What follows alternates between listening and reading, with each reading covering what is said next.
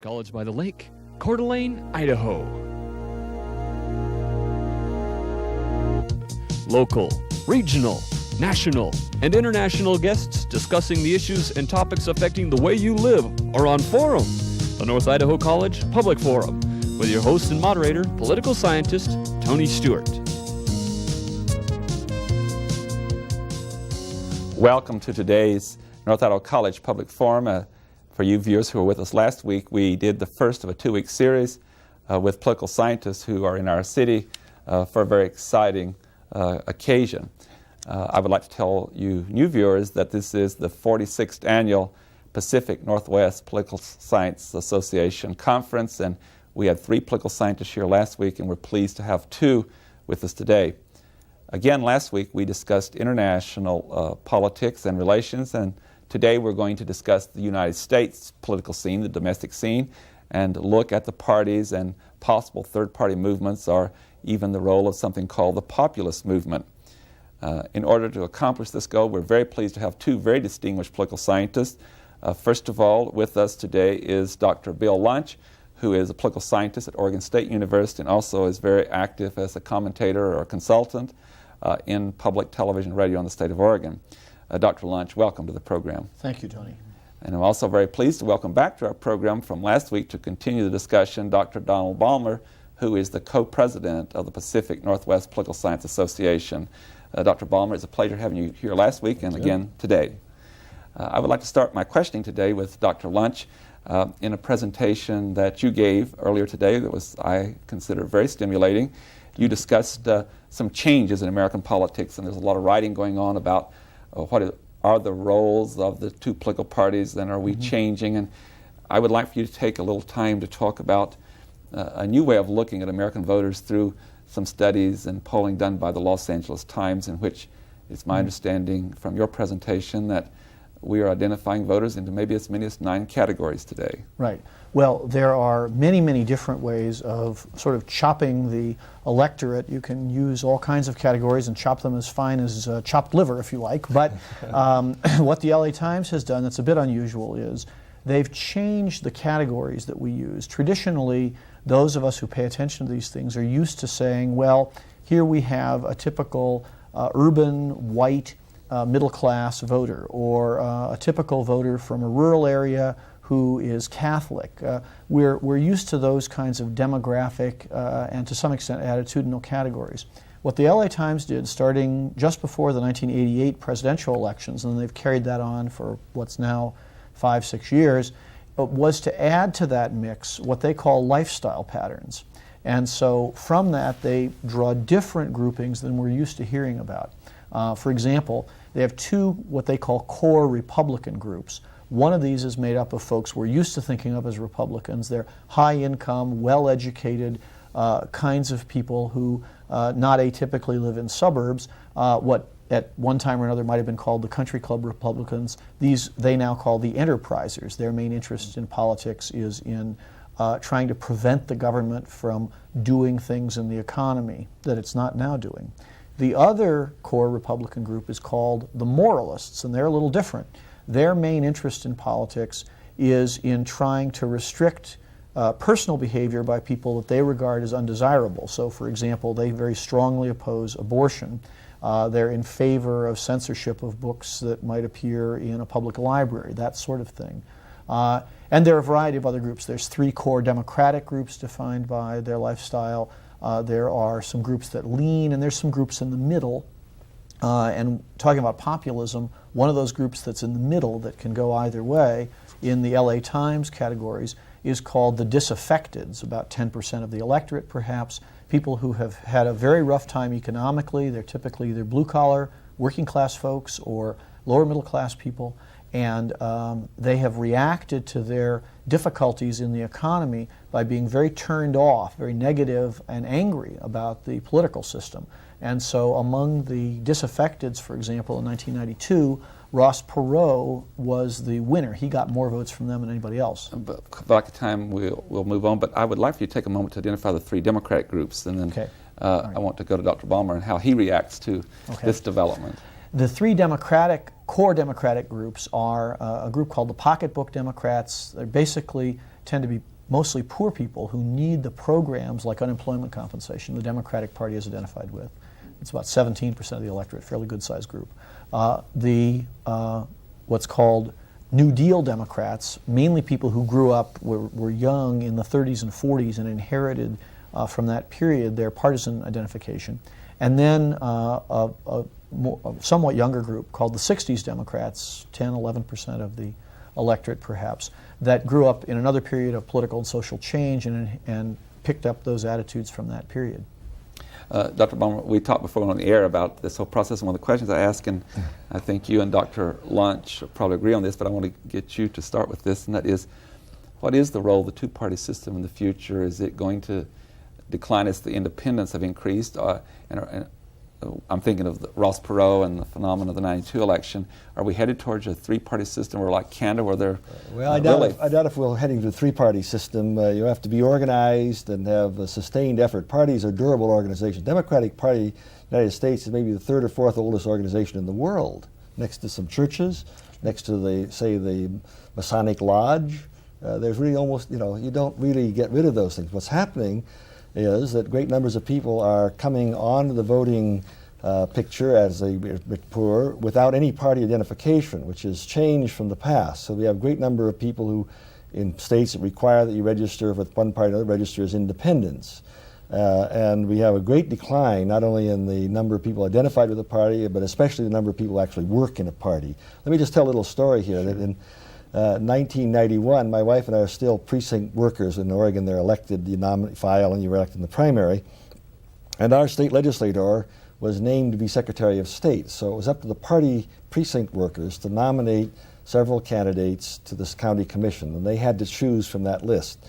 We have approximately 100 precincts. There should be 200 people there. We only had 39 names, and maybe 29 showed up, of whom 4 were candidates themselves, but they could vote.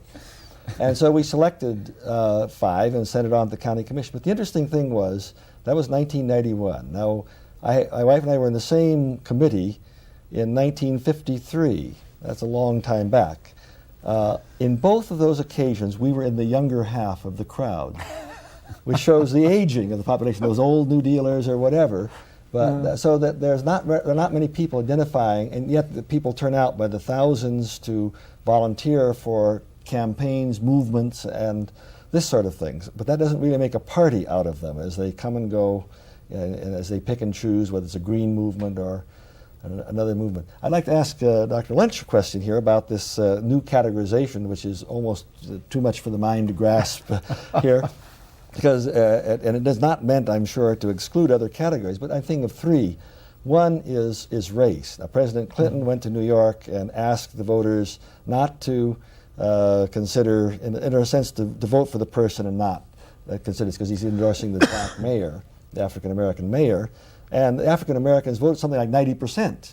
And so he doesn't really mean don't vote for race. He means that the white people should not take that into account. We know that that's an element in some places, some important places. Second one is sex. Now, or gender. Last 1992, the election in Washington State, almost every woman candidate won, including people that we'd ever heard of before. I don't know if that'll happen again, but clearly there was a factor there.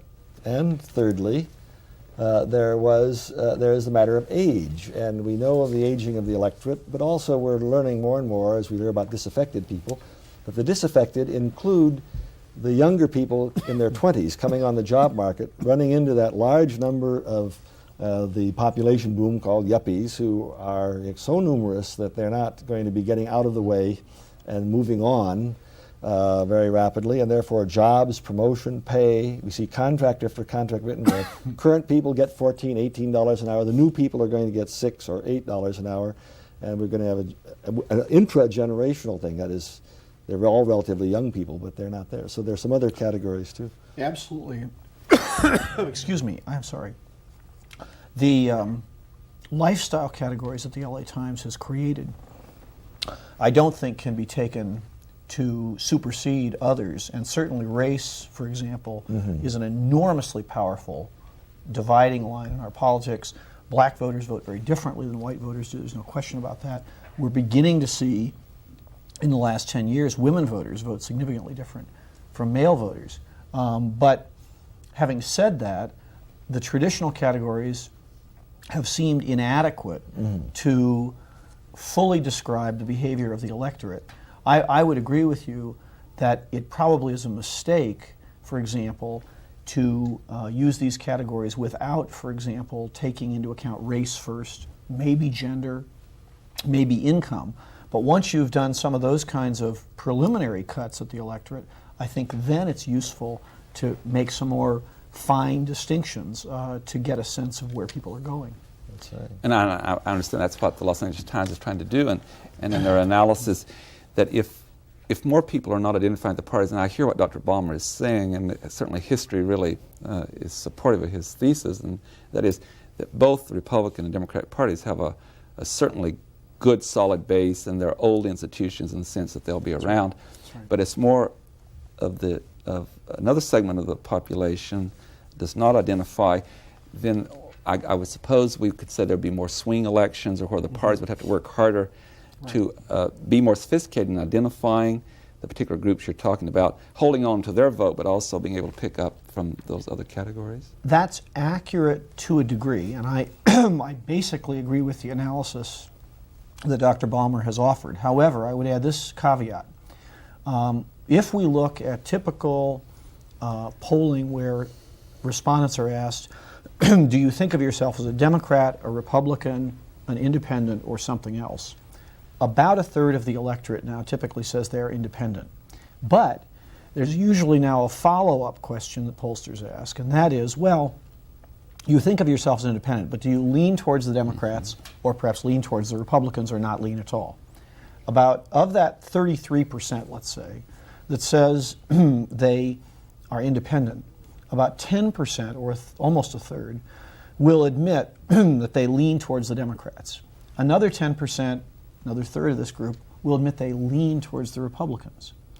It turns out those leaning independents, leaning Democrats, leaning Republicans, vote, if you look at their voting behavior, more consistently for Democrats if they say they lean that way, than do people who initially, in the response to the first question, said they were Democrats. And the people who said they lean towards the Republicans vote more consistently for Republican candidates than the folks who initially identified themselves as Republicans. So there is an independent segment of the electorate. It has grown in terms of self-identification, but that's not the whole story. And in terms of behavior, we still, on election day, look very substantially like a partisan country. Another question on that line for both of you, and that has to do with if anyone who's a student of history in this country, and as you indicated, the Democratic Party goes back to one of the oldest institutions, but the Republican Party is quite old now too, back to the 1850s. Mm-hmm. They have gone through changes, significant changes, and if one could have lived through that whole age and they were a Republican or Democrat, they would have to adjust their ideology or philosophy a lot to stay with that party and institution. Do you see that underway now? There's a lot of discussion both during the Bush years and now the Clinton years of where each party is going. Well, I think that the parties exist to win elections, and they want to win, and they don't want to lose. Now, once in a while, if you're going to lose anyway, you might as well nominate Barry Goldwater, or you might as well nominate George McGovern, but you're going to lose. But you don't really get out there and do the work, donate money. Rational people don't do that. So you try to win. And so, for example, this fall, winter of 1993, we see Republican senators attacking presidents taking initiative in military adventures, which is a joke considering getting into Somalia, getting into Iran, Iraq, I should say, getting into Nicaragua, and so on. It's just party in power, out of power. You support the president or the presidency if you've got the presidency. So there's no great principle involved there except that you've got it and you've got the responsibility, you've got to defend that office. I think the same sort of thing occurs in trying to win support on other grounds. And while the parties are differentiated, they're quite flexible when it comes to adjusting. So Bill Clinton is a new Democrat. And in discussing in our conference we just had, or we're having, appointments to the Supreme Court and so on, we try to figure out what does that quite mean. And it's not the typical old Democrat. It's not the spend and elect Democrat. It's certainly the elect Democrat if you can do it, and if you've discerned through these more sophisticated points. And I think the point that the Los Angeles Times and Bill Lynch was helping us with, very important, because after all, he won 43%, and that's not the majority, but a few percentage points are very important. You pick up a different analysis, make a appeal to that particular group, you've got it. And so you have to be extremely sensitive. If I'm teaching a class, we talk about interest groups being important in America, but it's the parties also that help pick up the people who aren't there. I'll look over my class, and I'll point out 2 or 3 students, and I'll ask the rest of the guys, what's wrong with those students? What's different about them? Why would they be the target for a candidate? And it turns out they're left-handed. And at our college, we don't have a single desk for a left-handed student. So I'm saying that if I come to here, this campus, and I see it's a very close election, I can say, I'll tell you what I'll do. If you elect me, I'm going to make sure that every college that gets any federal money, and that's everyone, is going to have 10% left-handed desks. And so I remember the left-out people. Not a play on words there, but that's what they do. So they don't really, they're pretty flexible. They can make the new adjustment as Bill Clinton has. And I might point out that the founder of the Democratic Party in 1795, among others, along with James Madison, was Thomas Jefferson, who was left-handed. But that's what a significant point to make. Right. But let me return to your so original. Bush, both, I think, Let me return to your original question. The question of how the parties are changing, and Don is quite right that the parties continue to attempt to win elections. If they can't do that, they will eventually disappear. Having said that, we can take a global view, sort of draw back from the specifics of the 92 election or the 1990 election and say, how are the parties changing over time? A time traveler who could get in a time machine in, say, 1936 and travel forward to 1992 would recognize some very substantial continuity in the parties. The Democrats represent people who are less well off in the society, who are poorer, and the Republicans represent people who are wealthier. And that's true in 1992 or 93 as it was in 1936. However, there have also been some changes. In 1932 or 36, most Southern whites were Democrats. Today, most Southern whites are either independent or Republican. On a national presidential election. Right, in a national presidential election, but in voting for Congress, they'll vote for Democrats. In 1936... If I could just interrupt, though, there's a more depth in that change in that there are a lot of members of Congress now from the South who are Republicans. And take Texas, for example, both U.S. senators being Republicans. But if you look at the state legislature, some of them will be 95% Democrat. That's right. But it's moving. Their content of their policy. That's right. I guess the point I was making is moving down from the presidency and into Congress, and will it continue on down into the... The point of this is, as we look in detail at the coalitions that support the two parties, what we see is, in the very broadest sense, the parties still in economic terms represent more or less the same kinds of people they represented 50 years ago. But when you begin to look at detailed cuts at the electorate, you find out that there are significant differences. And so, for example, in upper middle class suburbs now, it is not uncommon to find some supporters of the Democratic Party, say, for example, on environmental grounds. That would have been very rare indeed in 1936. Mm-hmm. Another thing that we mentioned at the beginning of the program when we introduced it is, and that is the political life of Ross Perot, who came on the scene very sudden and really did affect the national political scene. And very few third-party candidates in American history have received 19% of the vote. Very few had several $1 billion of their own and mass television. I think you're answering my question before I conclude it. But I do want to ask the question. I understand what you're saying, that he did get a lot of exposure, a lot of free television, as well as spend a lot of money.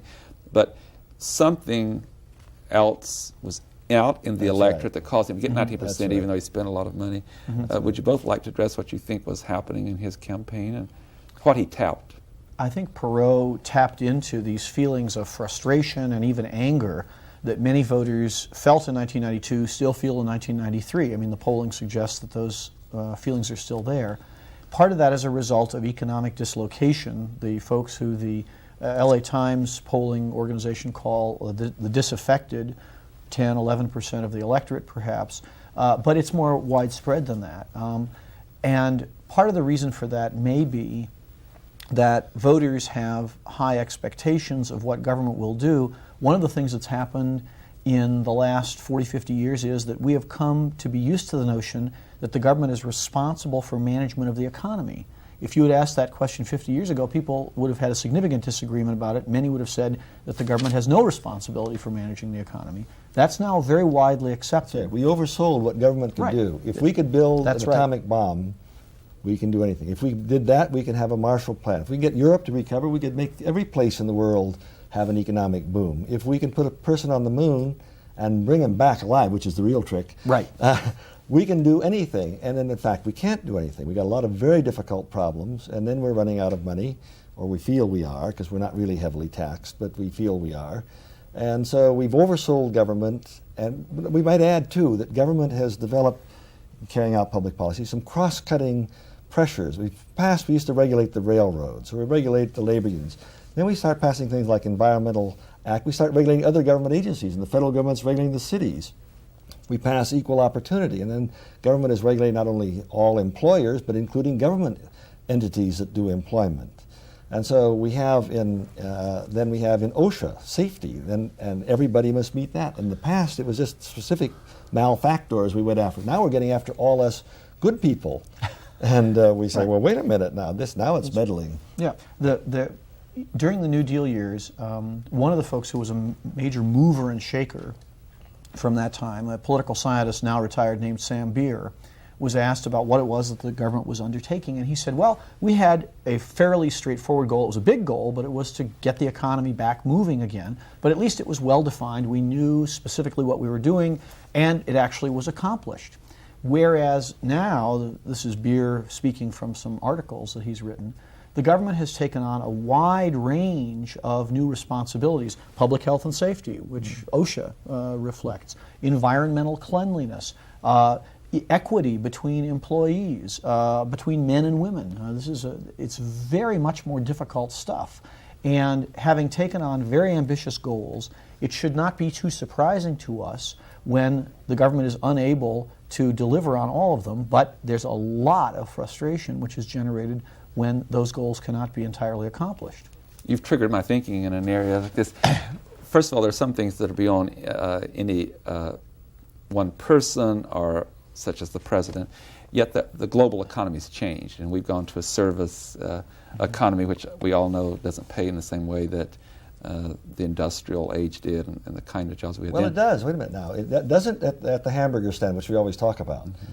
But if we're talking about computers and so on, around where I come from, Portland, there are thousands of houses that are being built and sold, which no faculty member could afford to buy. But my point is, and they're in the service industry. The large number of jobs that are being created, an awful high percentage of those are in the low range of the service industry. We've lost some good jobs. So what you've done, though, and it's been so stimulating to trigger this, with the concept that you both articulated so well, that we're expecting so much from government, or whichever party's in, they must solve all of these problems, but yet with this change that even goes beyond the United States, that's such a mammoth problem, as we talked in the last show about international affairs and the economy.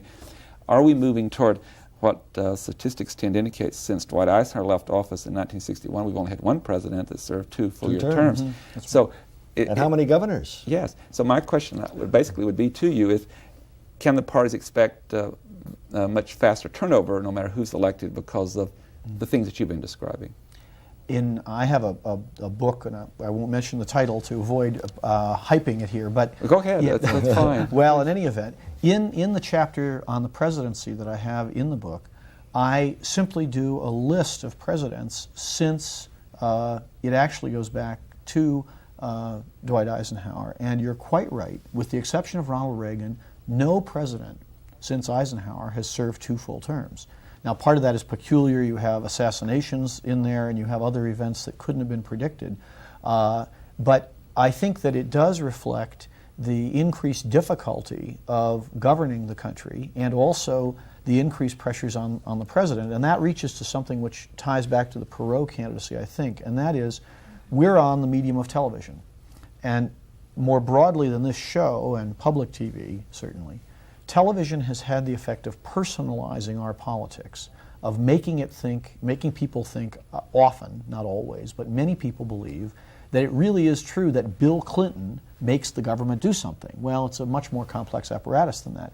But Whether it's George Bush being blamed for the operation of the American economy, which is obviously beyond him, or Bill Clinton being blamed for problems which occur halfway around the globe, which are obviously beyond him, the personalization of our understanding, our perception of political problems, as a result, in no small measure, of this medium of communication called television, I think has contributed very significantly to the increased pressures on these institutions. These may not be bad. You know, after all, we've got the voters saying they want term limitations, which I think is a very misplaced efforts, because in our state legislature, there'll be no institutional memory. A rotten idea whose time has come. That's right. But so we're replicating it where it didn't belong before. We were doing it by the vote for the executives, and now we don't trust ourselves to vote out of office legislators. We're going to make them quit after a couple of terms on the state level. Especially, there's no way to make that happen on a federal level short of a constitutional amendment. But that's right.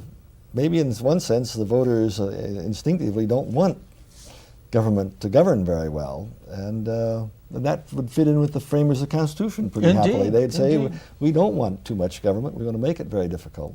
Right. Is that affecting the whole political process? I know in our program last week that Dr. Morley talked about the possibility of Quebec, which has had a desire, or a portion of the population, to leave Canada. There was a resolution that passed some weeks ago in the House, State House in California, to put on the ballot an issue to divide California into 3 states. What is actually on the ballot in some counties? I run a seminar in Sacramento every year for civil servants, and there were 5 or, well, more than that, 8 or 9 counties. There were small ones could vote, but this was for actually 5 counties. But the original statehood, I think, for Texas and maybe California, especially Texas, said there could be several states. And one of the problems with California, for the viewers, everybody knows California, it's the state we love to hate. We talk about Canada as the neighbor nobody knows, and California is the state we love to hate, except for all you replaced people who've come up to northern Idaho to have a beautiful place to live from California. But if California is really less easily divided than I think about it, because actually the state is a big bathtub with the plug at Sacramento at the Bay, and it's really more united in terms of at least its geography and geology. However, the people and the cultures are obviously substantial. I guess the point I'm trying to make is that with this frustration that the American people have and their expectations so high for government, that it's affecting state governments, and it's affecting political parties, and it's affecting political leaders, that when they don't get what they think they should from this last 30 or 40 years change in philosophy, the voters are turning on both candidates and on the institutions. Is that a fair statement? Well, that's part of what Perot expressed. Part of that that frustration was very effectively tapped by Perot, who, it might be noted, has been a very successful participant in the culture of the country, at least on the economic side. He has not himself experienced much frustration. I just got the signal we're out of time, and gentlemen, thank you so much. It's been so stimulating. I hope you can come back at some later time. Ladies and gentlemen, our guests have been with us, Dr. Bill Lunch and Dr. Donald Balmer from the Northwest Political Science Association. Please join us again next week, and we'll discuss yet another issue. Until then, please have a good week. I am Tony Stewart. The North Idaho College Public Forum was videotaped live from the studios of Telemedia Services on the campus of North Idaho College for viewing at this more appropriate time. We invite you to join us again next week for another all-new edition of the North Idaho College Public Forum on this public television station.